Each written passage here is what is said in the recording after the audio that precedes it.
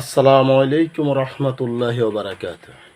সম্মানিত দিনদার মুসলিম ভাইয়েরা, আশা করি ভালো আছেন। আলহামদুলিল্লাহ, আজকেও আমি আপনাদের সম্মুখে কিছু কথা বলবো, সেটি হলো শিরক।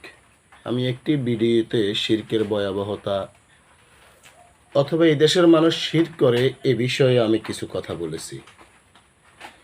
আজকে আমি চেষ্টা করব শিরকগুলো কি, বড় শিরক অথবা ছোট শিরক। আমি এরকম কিছু শিরক আজকে উপস্থাপন করব ইনশাআল্লাহ। আল্লাহ সুবহানাহু ওয়া তাআলা আমাদেরকে তৌফিক দান করুন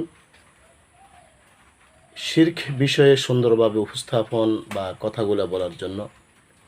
যে কথাগুলো বললে শুনলে আমাদের উপকারে আসবে, ওই কথাগুলো বলার এবং শোনার তৌফিক দান করুন, আমিন। আল্লাহুম্মা সাল্লি আলা মুহাম্মাদিন নাবিয়্যিল উম্মি ওয়া আলা আলিহি ওয়া সাহবিহি আজমাইন। আল্লাহুম্মা সাল্লি ওয়া সাল্লাম আলা নাবিয়ানা মুহাম্মদ। আমি আল্লাহর প্রশংসা এবং মুহাম্মদ সাল্লাল্লাহু আলাইহি সাল্লামের উপরে দুরূদ পাঠের মাধ্যমে আমার আলোচনা শুরু করছি। সম্মানিত দেশবাসী, আসলে আমাদের দেশের মানুষ কোনো না কোনোভাবে কোনো না কোনো দিক দিয়ে শিরকের সাথে জড়িয়ে যান। আসলে অনেকেই জানে না যে এটা যে শিরক। বললে হয়তোবা বলে, ভাই এটা যে শিরক এটা আমি জানতাম না। তো আজকে চেষ্টা করব শিরকের বিষয়গুলা, যে কোন কোন বিষয়গুলা শিরক, ওই বিষয়গুলা তুলে ধরার চেষ্টা করব ইনশাআল্লাহ। আমাদের দেশের মানুষ আনুগত্যে শিরক করে। আনুগত্যে শিরক, সেটা হলো, অনেকেই বলে যে আনুগত্যে শিরক কিভাবে হয়। আনুগত্যে শিরক হলো, একটি মানুষ, ধরেন আমাদের দেশের রাষ্ট্রীয় আইন হলো শহীদ মিনারে ফুল দেওয়া। একটা ধরেন শহীদ মিনার বানায় কলা গাছ দিয়ে অথবা পাথর মাটি দিয়ে অথবা কাঠ দিয়ে, যে কোনোভাবে একটা শহীদ মিনার বানায়। এই শহীদ মিনারে গিয়ে আমাদের এই জাতি ফুল দেয়। রাষ্ট্রযন্ত্র এখানে ফুল দেওয়া, যারা বিশেষ করে সরকারি চাকরি করে অথবা দল করে, তাদেরকে বাধ্য করে যে শহীদ মিনারে ফুল দেওয়ার জন্য।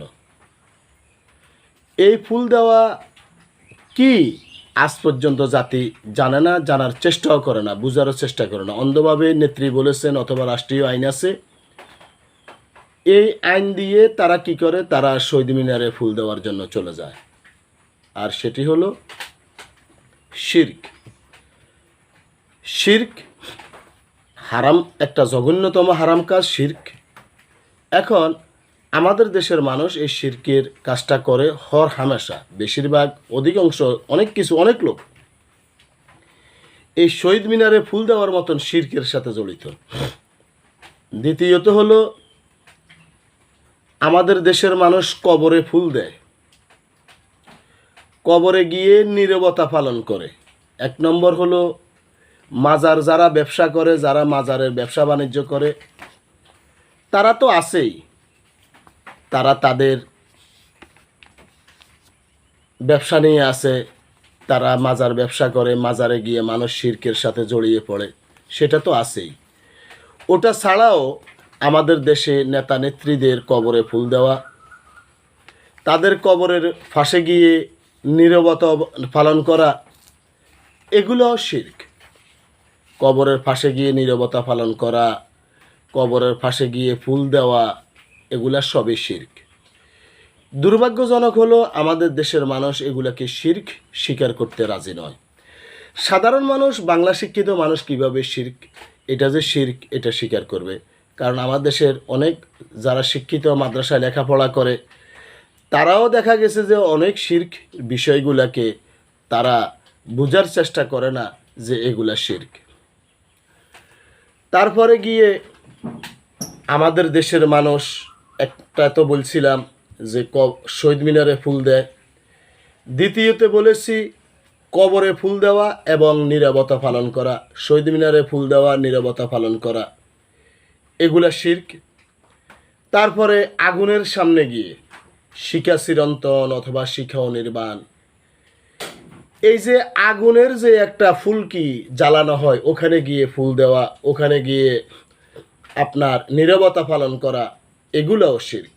এটা আগুন পূজার শামিল, আগুন পূজা মানুষদেরকে লিপ্ত করা হয়। আমাদের দেশে মানুষ হর হামেশা শিরক এবং কুফরিতে জড়িয়ে পড়ে, যে শিরকগুলা জনগণ বুঝার চেষ্টা করে না। রাষ্ট্রীয় আরেকটা শিরক হলো তাগুত অথবা আব্রাহাম লিঙ্কনের গণতন্ত্র মোতাবেক চলা, ওইটা দিয়ে রাষ্ট্র পরিচালনা করা, রাষ্ট্রের বিধিবিধান রচনা করা, এটাও শিরক, কুফরি। এবং আপনার আমাদের দেশে যে ধর্মনিরপেক্ষ মতবাদ বলা হয়, আমাদের দেশে ধর্মনিরপেক্ষের যে একটা ধর্মনিরপেক্ষ মতবাদের ব্যাখ্যা বিশ্লেষণ করা হয় যে ধর্ম যার যার, সে তার ধর্ম স্বাধীনভাবে পালন করবে, এভাবে ব্যাখ্যাটা করা হয়। আসলে ব্যাখ্যা এরকম নয়। ধর্মনিরপেক্ষ অর্থ হলো ধর্মহীনতা। কমিউনিজমের একটা এরা ব্যাখ্যা করেছে, কমিউনিজমের ব্যাখ্যা করেছে ধর্মনিরপেক্ষ। আসলে কমিউনিজমের ব্যাখ্যা ধর্মনিরপেক্ষ নয়। কমিউনিজমের ব্যাখ্যা হলো ধর্মহীনতা, যার ভিতরে কোনো ধর্ম নাই। আর আপনি যদি বলেন আপনি ধর্মনিরপেক্ষ, যদি ধর্মনিরপেক্ষ নিজেকে দাবি করেন, তাহলে তো আপনাকে 2 ঘন্টা যদি আপনি মুসলিম থাকেন, 2 ঘন্টা হিন্দু থাকবেন, 2 ঘন্টা খ্রিস্টান থাকবেন, 2 ঘন্টা বৌদ্ধিস্ট থাকবেন। বাংলাদেশে যত জাতি আছে আপনি 2 ঘন্টা করে সব ধর্মগুলো আপনাকে পালন করতে হবে, তাহলে আপনি হলেন ধর্মনিরপেক্ষ। কিন্তু আপনি নিজেকে বলতেছেন ধর্মনিরপেক্ষ, কিন্তু আপনি পালন করেন ইসলাম ধর্ম। আপনি একটা ধর্ম পালন করেন কিন্তু নাম দিয়েছেন ধর্মনিরপেক্ষ। আসলে ভাই, ধর্মনিরপেক্ষ এটা অর্থ নয়, অর্থ হলো ধর্মহীনতা। কমিউনিজমের অর্থ হলো ধর্মহীনতা। আপনি যারা কমিউনিজমকে মেনে নিবে, তাদের কাছে আসলেই কোনো ধর্ম নাই। তারা ধর্মের কথা বলে জাস্ট জাতিকে ধোঁকা দেওয়ার জন্য। তাই এটা একটা কুফুরি গণতন্ত্র বা কুফুরি কমিউনিজম, একটা কুফুরি চিন্তাধারা। আর গণতন্ত্র যেটা আমাদের উপরে পশ্চিমারা চাপিয়ে দিয়েছে, সেই গণতন্ত্র কুফুরি একটি গণতন্ত্র, কুফুরি একটা মতবাদ। আর এই কুফুরি মতবাদটা পশ্চিমারা আমাদের উপরে চাপিয়ে দিয়েছেন। তারপরে আমাদের দেশে আছে সমাজতন্ত্র, কালমাস লেলিন মা সেতুনের সমাজতন্ত্র, যেটাও একটা কুফুরি তন্ত্র, কুফুরি একটা মতবাদ। আর এই সমাজতন্ত্রর হাত ধরেই আমাদের দেশে অনেক মানুষ আপনার এই আল্লাহকে অস্বীকার করে বসে থাকে। যারা বিশেষ করে সমাজতন্ত্রবাদী রাজনীতির সাথে জড়িয়ে পড়ে, তারা ধীরে ধীরে দেখা যাচ্ছে যে একসময় তারা আল্লাহকে অস্বীকার করে। তারা বলে আল্লাহ বলতে কিছুই নেই, এভাবে তারা কথা বলে। তাই আমি এখানে আজকে রাষ্ট্রীয় কিছু শিরকের কথা এখানে উল্লেখ করেছি। আরও অনেক আছে, যেরকম আমাদের দেশে রাষ্ট্রীয়ভাবে শিক্ষা সিলেবাস যেটা তৈরি করা হয়েছে, শিক্ষা কারিকুলাম, সেটা মাদ্রাসা হোক অথবা কলেজ, সর্বক্ষেত্রে আমাদের দেশের মধ্যে শিরক ঢুকানো হয়েছে, কুফরি ঢুকানো হয়েছে, বিদাত ঢুকানো হয়েছে এবং জাল হাদিস, জয়ীফ হাদিস ঢুকানো হয়েছে। সেটা কামি মাদ্রাসাতেও আছে, সরকারি আলিয়া মাদ্রাসাতেও আছে, স্কুল কলেজে তো আছেই। কি বলবো, কোনো দিকেই বলার কোনো সুযোগ নেই, কাউকে ভালো বলা যায় না। আর এই শিরিক কুফুরির সাথে সরকার আরও কিছু যোগ করেছে, সমকামী, তারপরে একটা ছেলে একটা মেয়ে কিভাবে জিনায় লিপ্ত হতে পারে, আপনার কিভাবে বেহেপানায় লিপ্ত হতে পারে, এই বিষয়গুলা, বা ধর্মকে কিভাবে পুঁজি করে ধর্মকে কিভাবে ধ্বংস করে দেওয়া যায়, একটা ছেলের থেকে কিভাবে তার ঈমানকে নষ্ট করে দেওয়া হয়, কিভাবে তার ঈমান আকীদা এটাকে নষ্ট করে দেওয়া হয়, এই ষড়যন্ত্রে এখন আমাদের শিক্ষা ব্যবস্থাগুলা নতুন করে আপনার গা জ্বালা দিয়ে উঠেছে। আমরা সরকারকে বলি আমাদের দেশে শিরক মুক্ত, কুফরি মুক্ত, বিদাত মুক্ত, জাল এবং জয়ীফ হাদিস মুক্ত, আশারি মাতুরিদি আকিদা মুক্ত, দেওবন্দি ভণ্ড পথভ্রষ্ট গোমরা আকিদা মুক্ত, আমাদের সুফিবাদী আকিদা মুক্ত, শিয়া আকিদা মুক্ত একটি শিক্ষা সিলেবাস প্রণয়ন করা খুবই জরুরি। এটা এখন সময়ের দাবিতে পরিণত হয়েছে।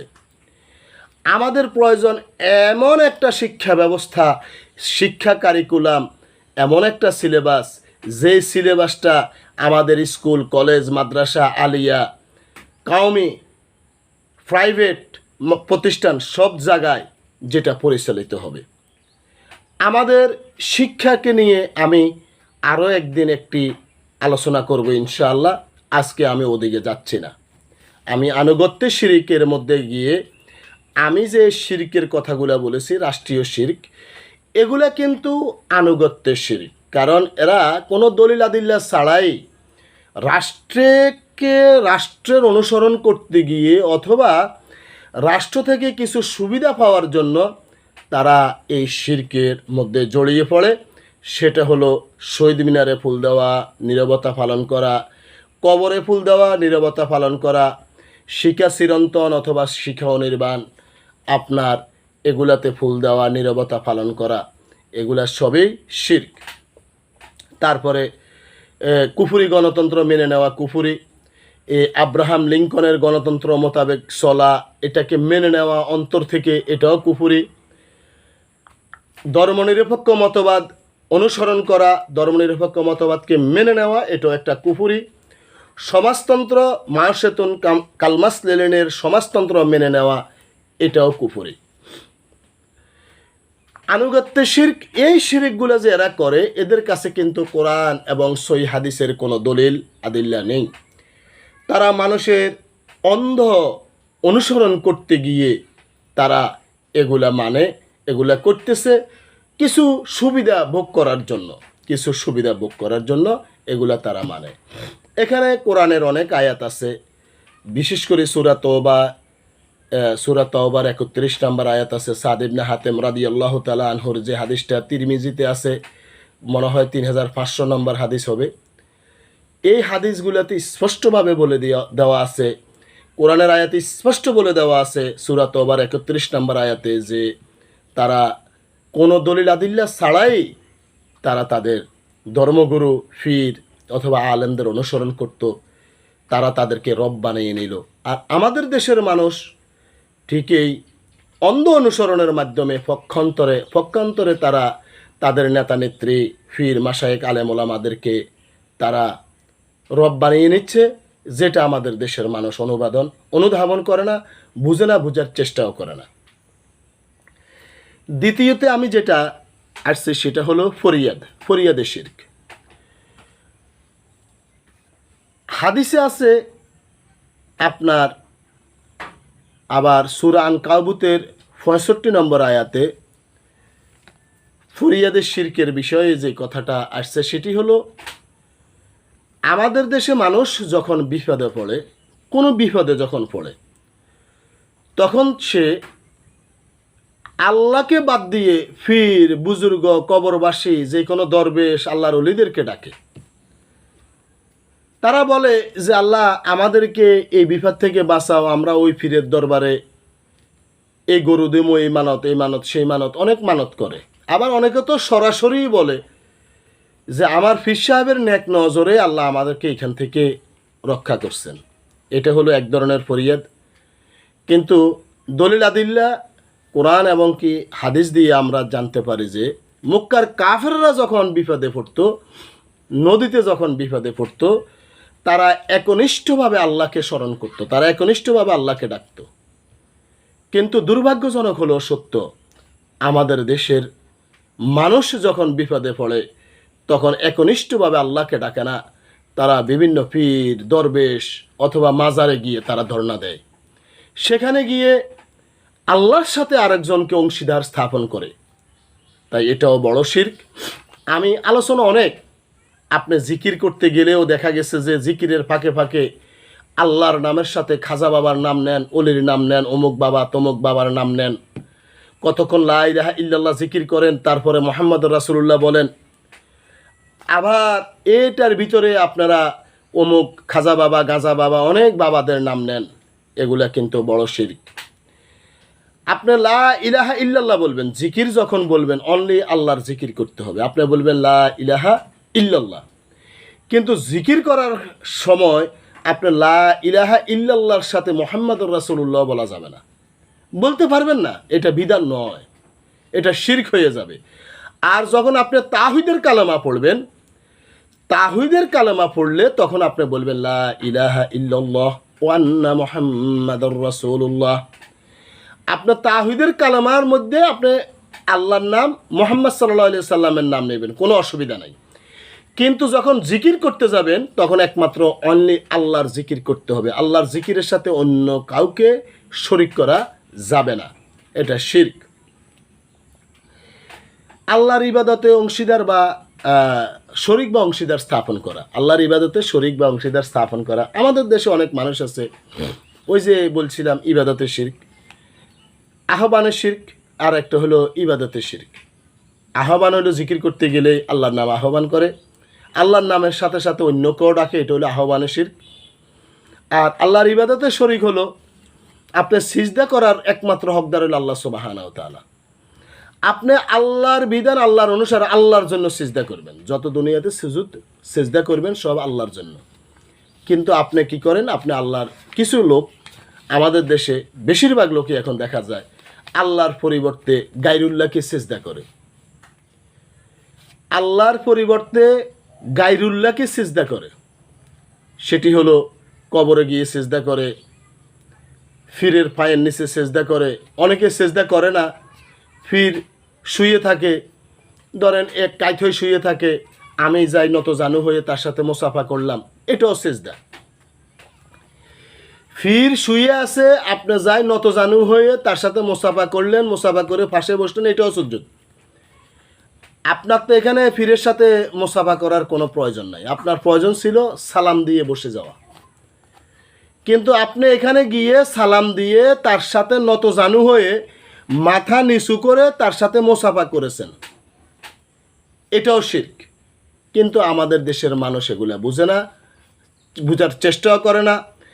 আমাদের দেশে মানুষ, আপনার কেউ যদি সঠিক কথা বলে তার কথাটাও মানতে রাজি হয় না। আর অধিকাংশ ওলামায়ে কেরাম তো শিরক কি এগুলা জাতিকে বলেই না। অধিকাংশ প্রায় 98-99% ওলামায়ে কেরাম এটা বলেই না যে শিরিক কি, শিরিকটা কি, এটা কি গোলালুর মতন না পিঁয়াজের মতন নাকি, এটা বলে না। শুধু বলে শিরিক করলে ইমান চলে যায়, কিন্তু শিরিকটা কি এটা আমাদের দেশের ওলামায়ে কেরাম বলে না। ইল্লা মাশাআল্লাহ, তারা অল্প কিছু ওলামায়ে কেরাম আছে, তারা বলে, আলহামদুলিল্লাহ, তারা বলে, এমনকি বলার চেষ্টা করে। আচ্ছা, তারপর আরেকটা আছে, একটা শিরক হলো যদি কোনো মুসলিম নবী করিম সাল্লাল্লাহু আলাইহি সাল্লামের দেখানো পথ ব্যতীত অন্য কোনো পথ পরিপূর্ণ অথবা উত্তম মনে করে, তবে সে ইসলাম থেকে খারিজ হয়ে যাবে। আমাদের দেশের মানুষ, আল্লাহ রাসূল সাল্লাল্লাহু আলাইহি সাল্লাম আমাদেরকে একটা বিধান দিয়ে গেছেন, আমরা এই বিধানকে বাদ দিয়া আমরা আল্লাহ সুবহানাহু ওয়া তাআলা মুহাম্মদ সাল্লাল্লাহু আলাইহি সাল্লামের মাধ্যমে যে বিধানটা দিয়েছেন, আমরা এই বিধানটাকে বাদ দিয়ে আমরা নিজেরা বিধান তৈরি করে নিয়েছি, নিজেরা বিধান তৈরি করে নিয়েছি। আমরা আল্লাহ সুবহানাহু ওয়া তাআলার বিধানকে বাদ দিয়ে নিজেরা বিধান তৈরি করে নিয়েছি। যেরকম আমরা ইবাদতে বিদাত করি, ইমানের সাথে শিরক করি, কুফরি করি। রাষ্ট্র পরিচালনার ক্ষেত্রেও দেখা গেছে যে আল্লাহর বিধানকে টোটালে বাদ দিয়ে আমরা নিজেদের মন গড়া বিধিবিধান তৈরি করে নিয়েছি, নিজেরা সংবিধান তৈরি করেছি। কিন্তু আল্লাহর সংবিধানের কথা আমরা ভুলে গিয়েছি। এটাই হলো আমরা আল্লাহর বিধান বাদ দিয়ে নিজেরা বিধান বানিয়ে নিয়েছি, নিজেরা জিকির বানিয়ে নিয়েছি, সালাদ বানিয়ে নিয়েছি, নিজেরা নিজেদের মতো করে তরিকা সিস্টেম বানিয়ে নিয়েছি। আবার আমরা বলি এটাই হলো সঠিক সিস্টেম। জবাই শিরক। আপনি জবাই করার সময় যদি একমাত্র আল্লাহর নাম ব্যতীত অন্যের নামে জবাই করেন তাহলে শিরক হয়ে যাবে। আপনি জবাই করতে গেলে আল্লাহর নামে করবেন, আল্লাহর নামে, আল্লাহ ব্যতীত অন্য কারো নামে করা যাবে না। অথবা আপনি যদি কোনো মাজারে, দরগায়, অথবা কোনো আপনার ফিরে রাস্তা নাই যে এখানে নিয়ে জবাই করলে, এখানে ধরেন মান্নত করে নিয়ে গেলেন, এখানে নিয়ে জবাই করলে অনেক সওয়াব হবে, অনেক নেকামল হবে, তাহলেও শিরক হবে, তাহলেও শিরক হবে। আচ্ছা, দলিল আছে, অনেক দলিল আদিল্লা আছে, আলহামদুলিল্লাহ। কেউ যদি আমার আলোচনা শুনে দলিল চায়, আমি দলিল দিতে বাধ্য ইনশাল্লাহ। সুপারিশের শিরক। সুপারিশের শিরক। কোনো ব্যক্তি যদি মনে করে যে আমার জন্য আমার খাজা বাবা, গাজা বাবা, এই বাবা, সেই বাবা, পীর বাবা, কোনো পীর আমার জন্য সুপারিশ করবে, তাহলে শিরক হবে। কারণ আপনি যার কাছে শিরকের জন্য, সুপারিশের জন্য আপনি আকাঙ্ক্ষী হলেন, আপনি নিশ্চিত কিভাবে হলেন যে এই ব্যক্তি জান্নাতে যাবে? আপনি কিভাবে নিশ্চিত হলেন এটা জান্নাতে, এই লোকটা জান্নাতে যাবে? আল্লাহ সুবহানাহু ওয়া তাআলা কোরআন নাজিল করেছেন, রাসূল সাল্লাল্লাহু আলাইহি সাল্লাম হাদিস, আল্লাহ রাসূল সাল্লাল্লাহু আলাইহি সাল্লাম বলেছেন তোমরা কোরআন পড়ো, কোরআন তোমাকে জান্নাতে নিয়ে যাবে, এটা নিশ্চিত। আল্লাহর রাসূল সাল্লাল্লাহু আলাইহি সাল্লাম ইয়ামুল কিয়ামতে সুপারিশ করবেন আল্লাহর অনুমতি ক্রমে। আল্লাহ যার জন্য অনুমতি দিবেন, আল্লাহ রাসূলকে যখন অনুমতি দিবেন এবং কি বলে দিবেন অমুক ব্যক্তির জন্য, অমুকদের জন্য, এই গ্রুপের জন্য, এদের জন্য সুপারিশ করো, তাহলে আল্লাহ রাসূল সুপারিশ করবে। আল্লাহর নেককার বান্দারা, আল্লাহর ওলিরা, শহীদ, সুহাদা, সিদ্দিক, নেককার বান্দারা যারা জান্নাত লাভ করবে, আল্লাহ সুবহানাহু ওয়া তাআলা তাদেরকে সুপারিশ করার জন্য অনুমতি দিবেন। কারোরে 2 জন, কারোরে 5 জন, কারোরে 10 জন, এইভাবে আল্লাহ কিছু কিছু মানুষকে, আলেম ওলামাদেরকে, শহীদদেরকে, ইমানদার আল্লাহর ওলিদেরকে সুপারিশ করার অনুমতি প্রদান করবেন, শর্ত সাপেক্ষে এই ব্যক্তিকে সম্মানিত করার জন্য। যে আল্লাহর গোলাম, দুনিয়াতে আল্লাহর অনুসরণ করে, আল্লাহ রাসূলের অনুসরণ করছেন, আল্লাহর ইবাদত করছেন, তাকে আল্লাহ সম্মানিত করবেন কিছু লোকের উপরে, যে তারা এই লোকের সুপারিশে জান্নাতে গেছে অথবা জান্নাতে যাবে। এখন কথা হলো, আমাদের দেশে আমরা বলি অমুক সুপারিশ করবে, তমুক সুপারিশ করবে। আল্লাহ সুবহানাহু ওয়া তাআলা কোরআনে বলেছেন কাফা বিল্লাহি ওয়াকিলা, আল্লাহর উপরে কোনো উকিল নেই, আল্লাহ একমাত্র বিচারক, আল্লাহই উকিল, আল্লাহই সাহায্যকারী, আল্লাহই শাফায়াতকারী। আল্লাহ কোরআনের অনেক আয়াতে এই শব্দগুলো বলেছেন। তাহলে আমরা আল্লাহর কাছে চাইব যে আল্লাহ আপনি আমাদের শাফায়াতকারী, আপনি মুহাম্মদ সাল্লাল্লাহু আলাইহি সাল্লামকে আমাদের জন্য শাফায়াতকারী হিসাবে নিযুক্ত করুন। কারণ আল্লাহ যদি আমাকে অনুমতি না দেন, আল্লাহ যদি মুহাম্মদ সাল্লাল্লাহু আলাইহি সাল্লামকে অনুমতি না দেন, তাহলে মুহাম্মদ সাল্লাল্লাহু আলাইহি সাল্লাম আমার জন্য সুপারিশ করবেন না। আমি যদি কোনো ব্যক্তির কাছে ডাইরেক্ট সুপারিশের আকাঙ্ক্ষী হই যে অমুক আমার জন্য সুপারিশ করবে, তমুক আমার জন্য সুপারিশ করবে, তাহলে কিন্তু শিরক হয়ে যাবে। এটা মুসলমানের কাজ হতে পারে না। মুসলমান তো আমরা যেরকম আজানের দোয়াতে বলি, আল্লাহর রাসূলের জন্য দোয়া করি, কি কারণে? যাতে আল্লাহর রাসূল আমাদের জন্য সুপারিশকারী হন, আমরা আল্লাহর নিকট দোয়া করি। বিভিন্ন দোয়া, বিভিন্ন আমলে, আখলাকে আমরা দোয়া ইস্তেগফার করি। আর আমাদের উদ্দেশ্য হলো আল্লাহ সুবহানাহু ওয়া তাআলা যদি আমাদের আমল, আখলাক, কথাবার্তা, চলা, চরিত্রে যদি খুশি হন, আল্লাহ যদি সন্তুষ্টি হন, তাহলে আল্লাহ সুবহানাহু ওয়া তাআলা আমাদের জন্য শাফায়াতকারী নিযুক্ত করবেন মুহাম্মদ সাল্লাল্লাহু আলাইহি সাল্লামকে। দুনিয়ার কোনো মানুষ শাফায়াতকারী হবে এটা আমরা কল্পনা করতে পারি না। কারণ আল্লাহ কাকে সম্মানিত করবেন সেটা আল্লাহ সুবহানাহু ওয়া তাআলাই ভালো জানেন। এটা তো আমি সুপারিশের কথা বললাম। সুপারিশের শিরক, আরও অনেক কথা আছে, আমি সব কথা এখানে বললাম না কারণ অনেক সময় হয়ে গেছে। কবর পূজায় শিরক, এই কবর পূজা বলতে আমি আগেই বলেছি, আপনি যাই যদি কবরে সিজদা করেন, কবরে ফুল দেন, কবরের নিকটে নীরবতা পালন করেন, কবরবাসীর কাছে যদি কিছু চান অথবা মনে মনে ভাবেন এই কবরবাসী আপনাকে সাহায্য সহযোগিতা করতে পারবে, অথবা আপনার দুঃখ দুর্দশা দূর করে দিতে পারবে, অথবা আপনার অভাব অনটন থেকে আপনাকে মুক্তি দিয়ে দিবে, অথবা বিপদ আপদ থেকে আপনাকে মুক্তি দিবে, অথবা আপনাকে সন্তান দিবে, স্ত্রী নাই স্ত্রীর ব্যবস্থা করে দিবে, সন্তান নাই সন্তানের ব্যবস্থা করে দিবে, অর্থ নাই অর্থের ব্যবস্থা করে দিবে। এইরকম যদি কোনো ব্যক্তি ভাবে অথবা এই ভাবে যে এর কাছে কিছুই নাই, এ আল্লাহর অনেক ননাইয়া বন্দা, এ আল্লাহর কাছ থেকে আমাকে এনে দেবে, তাহলেই শিরক হয়ে যাবে, তাহলেও বড় শিরক হবে। মক্কার কাফেররা এটাই করতেন, তারা মূর্তিদের পূজা করতেন, ইবাদত করতেন। তারা বলতো যে এদের কাছে কিছুই নাই, এরা আল্লাহর ননাইয়া বন্দা, আল্লাহর ফরজকার বন্দা, নবী রাসূল ছিলেন, এদের ইবাদত করলে এরা আল্লাহর কাছ থেকে আমাকে এনে দেবে। তাই এইসব কথা বলে মক্কার কাফেররা শিরক করত। আর আমাদের দেশের লোকগুলো কিন্তু ওই মক্কার কাফেরের কাছে বেশি অগ্রগামী হয়ে গেছে। মক্কার কাফেররা এদেরকে মাধ্যম বানাইতো, মাধ্যম, যে এই মাধ্যম আল্লাহর কাছ থেকে এনে আমাকে দিবে। আর বাংলাদেশের মুসলমানেরা ডাইরেক্ট বলে বাবা দেন। যেরকম আপনারা সোশ্যাল মিডিয়াতে যারা আছেন, জাহাঙ্গীর চট্টগ্রামের, সে কবরের কাছে গিয়ে বলে যে বাবা এই ছেলেদেরকে নিয়ে এসেছি, অমুক তারিখে এদের পরীক্ষা, আপনি এদেরকে পাস করার ব্যবস্থা করে দেন। তাহলে এটা সোশ্যাল মিডিয়াতে সে আরও অনেক কথা বলেছে, আমি এসব কথা বলে আমার সময় নষ্ট করতে চাই না। তাই আমাদের শিরক থেকে আমাদেরকে মুক্ত হতে হবে, শিরক থেকে সতর্কতা অবলম্বন করতে হবে। আল্লাহর ঘর মসজিদ ব্যতীত অন্য কোনো মাজারের খাদেম হওয়া যায় এমন মনে করা শিরক।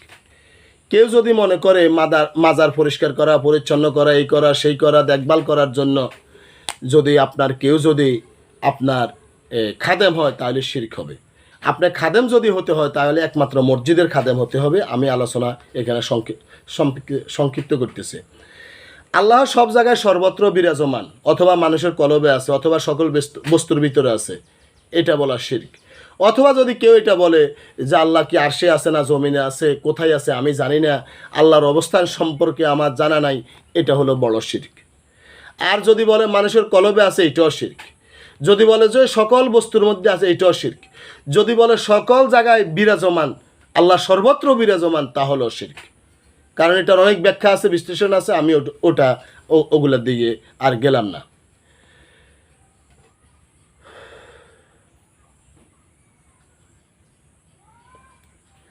আচ্ছা, আমাদের দেশে আরেকটা শিরক আছে।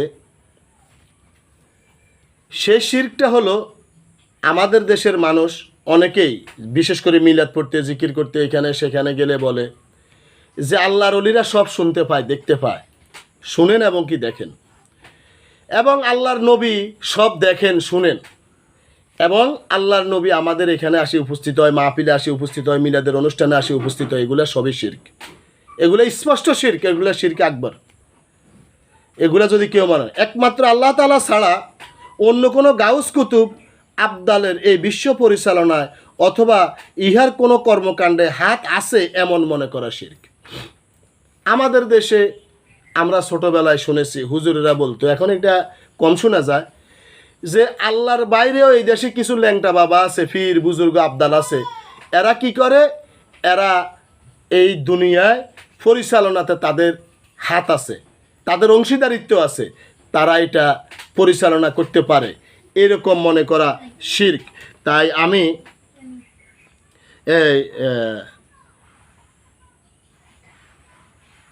আমি এখানে এই বিষয়টা আমি আরও